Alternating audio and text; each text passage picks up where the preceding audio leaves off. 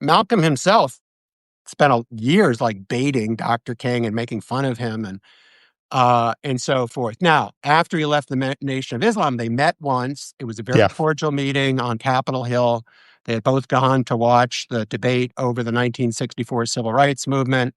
One of the last speeches Malcolm gave down in Selma, Dr. King was in town, but he was actually in prison for a couple of days for protesting. But Coretta Scott King, his wife, was there. They had a very kind exchange. Malcolm said, please give Dr. King my best.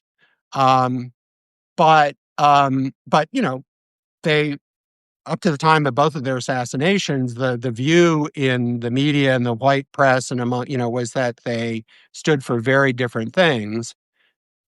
One of the things that's really changed is if you read more recent biographies of King, and my friend the historian Peniel Joseph wrote a whole book about the two of them.